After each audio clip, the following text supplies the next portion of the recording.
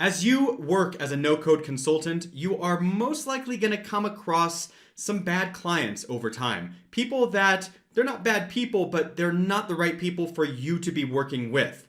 How do you identify these people up front so that you don't get involved in a bad situation? Well, that's exactly what we're talking about in this video. I'm going to be giving you my top 4 red flags to look out for clients that are going to lead to negative engagements. So if that's of interest, stick around and let's get into it.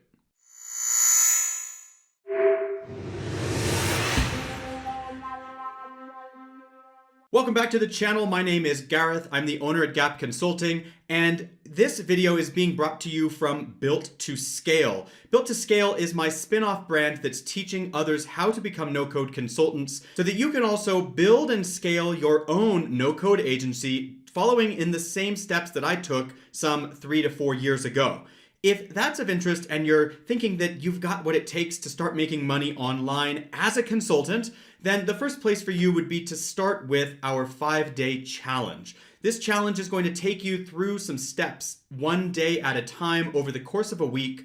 And at the end of it, you're going to have the capabilities of making your first $1,000 online. And even if you've been making money online already, this is going to walk you through those basic steps that you might have skipped over in the beginning to make sure you've got a really strong foundation. Check that out at builttoscale.io. That's the number 2. And go ahead and sign up for that so that you can get that crash course delivered to your inbox. But let's jump right into the first of our 4 red flags to look out for as a no-code consultant. And I want to invite you to stick around to the end of this video because I'm going to not only identify the 4 red flags, but also give you some guidance on how to navigate these flags at the end of the video. So the first one has to do with a client who wants to tell you how to do your job.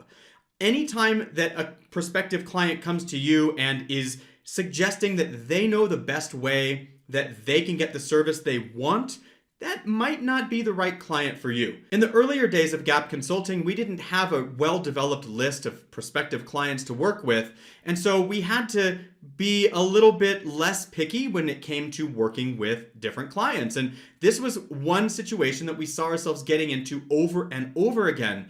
On the initial call, when we started vetting that prospective client, getting an idea about what they were looking for and the types of solutions that they were hoping we could help them with, if they suggested during that call that they knew the best way to implement that, it was very off-putting. And we should have listened to our guts on several different occasions with these clients that we wound up working with and then paid the price with a less than favorable engagement.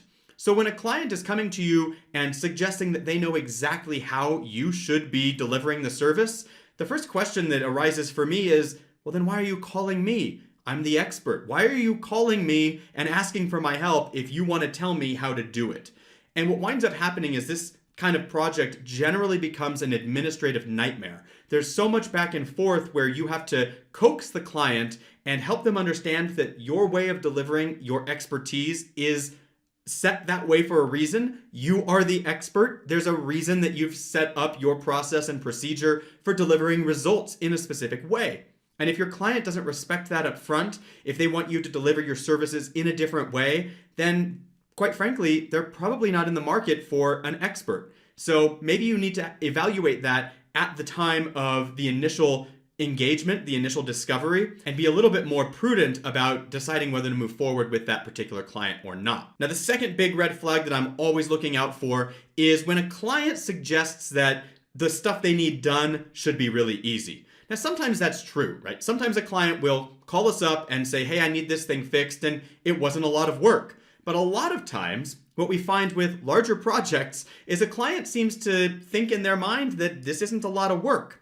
And yet they're calling to book us for a big project. And what we find is that when we engage with this type of a client, they seem to think that these things should be delivered a lot more quickly, they should cost a lot less. So anytime a particular client suggests in the initial meeting that whatever they need built isn't all that complicated, it sends up a little bit of a warning flag for me. It's not necessarily a deal breaker because, as I said, sometimes those projects aren't very complicated and the client might be right. But a lot of times the client really doesn't have any idea about the layers of complexity that have to exist in order to deliver the solution that they're looking for. And for these particular clients, if we know upfront that they have very low opinion of the value that we are bringing, that's effectively what they're telling us, right? When they are suggesting to us that this project should be easy, effectively what they're communicating is, your guys' expertise, it's not really that valuable. Anybody should be able to put this together.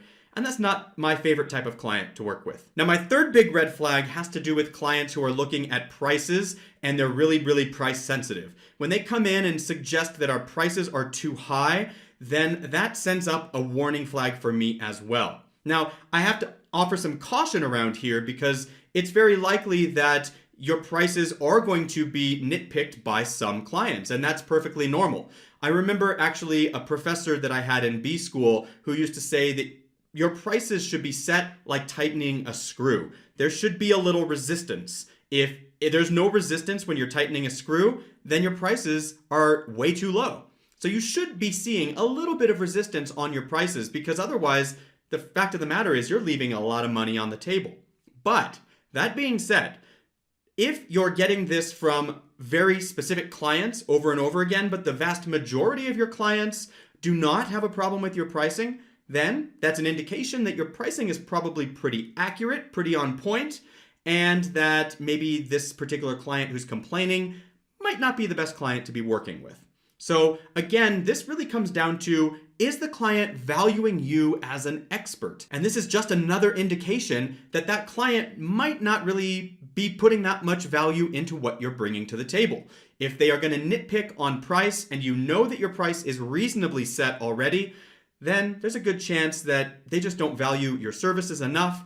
And frankly, they should probably look elsewhere for some help on this particular project. Now, my fourth and final red flag here is a bit all-encompassing, and it really just has to do with client expectations in general. This could be client expectations in terms of how quickly they think you should be able to deliver the end result. This could be client expectations, again, reaching into price or reaching into the value that you provide. If the client has expectations that frankly, you don't know that you can immediately say yes to, then maybe this is a red flag that you need to pay some attention to.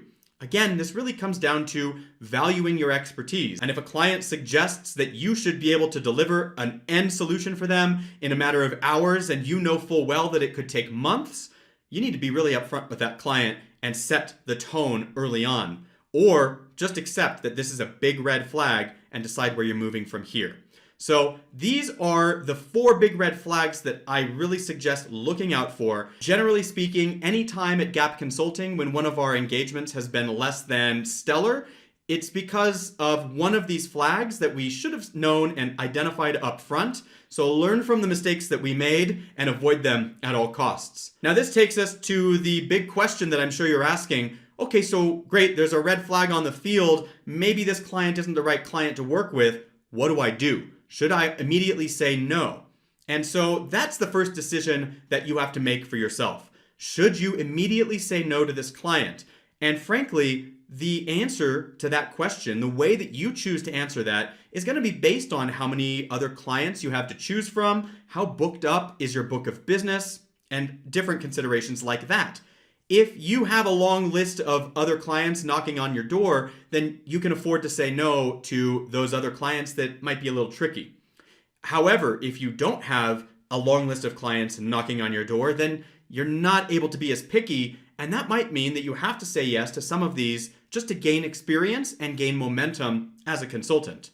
We've all been there. We've all taken less than ideal clients, but make that decision each time individually. In some cases, you might find such an obvious red flag on the field that you absolutely know that you cannot work with that client, and listen to that intuition. That intuition will get better over time, but give yourself some time to really process that before moving forward with clients, and recognize that saying no to a client is actually a superpower. You are able, as a consultant, to determine who you want to work with. And too many consultants forget this and start taking all the work that comes their way, and they get burned out. So don't make that mistake, and accept the fact that if you choose to move forward with one of these clients that has potentially shown you a bit of a warning, that maybe that client is going to wind up being a little bit more high maintenance, and you're going to have to put in some extra hours around those projects. So accept that moving forward, if you choose to move forward with any of those clients, that you might have a little bit more work that you're biting off than normal. You can handle that however you'd like. Maybe you decide to raise the price on that particular project to accommodate the extra hours that you feel you'll have to put in. Now, as a closing thought, if you choose to move forward with a prospective client who has a red flag, then make sure that you clearly define what you're doing, what you will be providing as a service, how you will be providing that, and what you're charging. Put together a work agreement to cover yourself so that in case this agreement or this engagement goes awry, you have the evidence that suggests that this client knew everything up front, and then you won't be held liable for repaying any money that the client paid, or disputes of credit cards and things of that nature. In fact, this is just a best practice in general to have a master service agreement and make sure that every client you engage with has gone through this process with you and that you have on record that they have agreed to your terms. If you don't get that from all of your clients, you're always at some risk in case things go awry. Again, I hope that this video has helped you keep your projects on track and maybe not get involved in those engagements that might have gone south. Let me know in the comments below which of these red flags you found most helpful, and especially if you've ever encountered them yourself. If you want to be sure to check out more videos like this in the no-code space and around no-code consulting, be sure to subscribe to this channel, and I will see you in the next video. If you're ready to break into no-code consulting, I welcome you to join me for my 5-day challenge available on our website at built2scale.io. You can sign up for that challenge by putting in your name and email address, and once you're all set there, you'll be taken right to the first lesson. This 5-day challenge is going to help you make your first $1,000 online as a consultant so that you can start helping other people with no code. If that's of interest, be sure to swing on by, and I'll see you in the next video.